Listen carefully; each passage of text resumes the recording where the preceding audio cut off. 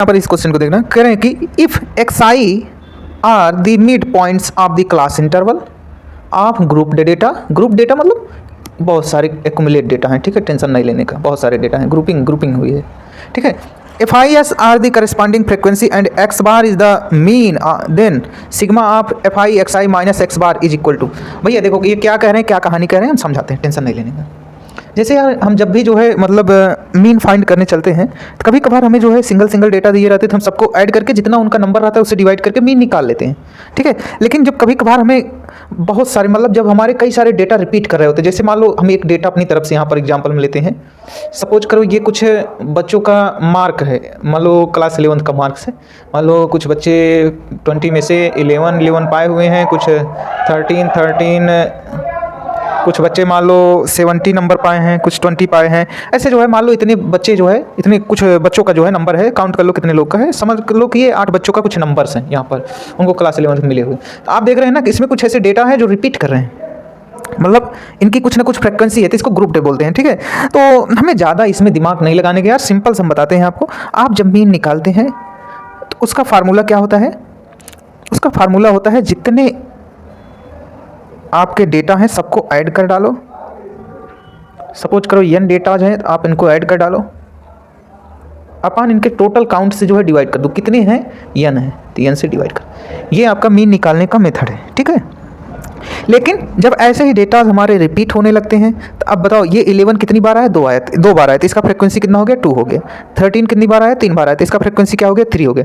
तो ऐसे सिचुएशन जब हमारे डेटा रिपीट कर रहे होते हैं, फिर से बोल रहा हूँ, तो हम क्या करते हैं कि जो डेटा की जितनी फ्रिक्वेंसी है उनके करस्पॉन्डिंग फ्रिक्वेंसी से मल्टीप्लाई करते चलते हैं और सबको जो है ऐड कर लेते हैं। हर एक डाटा को जो जितनी बार रिपीट कर रहा है उसके फ्रिक्वेंसीज जो है, जैसे ये 13 3 बार आया ना, तो यार 13 को या तो हम 3 बार ऐड करें या तो 13 × 3 कर दें, एक ही बात है। तो वही फ्रिक्वेंसी मतलब कितनी बार रिपीट हो रहा है, कितनी बार आ रहा है, बस उसी नंबर से मल्टीप्लाई कर दो, ठीक है, यही कहानी।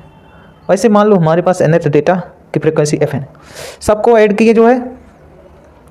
अब बताओ इनको काउंट करेंगे, नहीं भाई ये फ्रिक्वेंसी बता रहा है ना कितनी बार काउंट रिपीट हो रहा है, सभी फ्रिक्वेंसी को ऐड कर दो, f1 f2 f3 plus fn।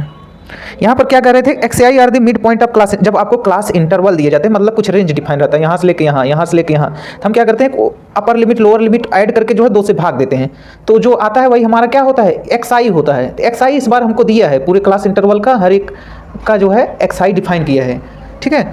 तो आप जब इनको ऐड करेंगे तो ये 1 से लेकर कहाँ तक जा रहे हैं, n तक जा रहे हैं।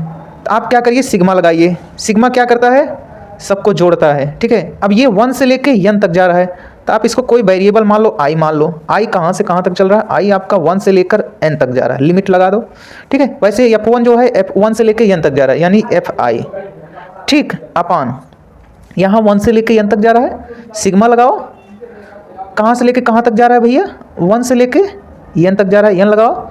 कौन जा रहा है, ये जो आपकी i है। अब i की वैल्यू 1 रखोगे तो 1 f1 हो जाएगा, 2 रखोगे तो f2 हो जाएगा, ठीक है, और प्लस प्लस लगाते चला जाएगा। इसी को हम शॉर्ट फॉर्म में क्या करते हैं ना कि ये यहाँ से i वगैरह नहीं लिखते, डायरेक्ट लिख देते हैं सिग्मा fi xi अपान सिग्मा fi, ठीक है। और ये किसके इक्वल है, ये कहाँ यार, यहाँ इक्वल लगाए, इक्वल यहाँ लगाओ x बार, ठीक है। तो आप यहाँ पर देखना, यानी हमारा x बार क्या आ गया, summation of fi xi upon summation of fi। इस सिग्मा fi को इधर मल्टीप्लाई कर दो, sigma fi equal to sigma of fi xi, ठीक। हमसे वैल्यू किसका पूछे हैं, जरा यहाँ पर ध्यान से देखना, हमसे वैल्यू इसकी पूछे हैं। तो आइए इनको हम सॉल्व करते हैं। सिग्मा क्या करता है भैया ना, सिग्मा जाके डायरेक्ट वेरिएबल पे लगता है। वेरिएबल मतलब जो वेरी कर रहा हो यार। अब यहाँ पर देखो क्या वेरी कर रहा था, i की वैल्यू वेरी कर रही थी, i की वैल्यू 1 से लेकर n तक जा रही थी, तो सिग्मा वहाँ लगा था। अब बताओ क्या इस x बार के साथ कोई i वगैरह है, नहीं है, तो सिग्मा क्या करेगा, सिग्मा जब ब्रैकेट के अंदर जाएगा सबके साथ लग जाएगा, minus sigma of x bar, space नहीं है, थोड़ा सा हम इसको फॉरवर्ड मूव करते हैं। अब इसकी वैल्यू निकालते हैं। अगर हम यहाँ से सिग्मा ऑफ fi xi में सिग्मा ऑफ fi से ऊपर नीचे मल्टीप्लाई कर दे तो कोई प्रॉब्लम, बोलो मेरे दोस्त, कोई प्रॉब्लम होगी, नहीं होगी यार।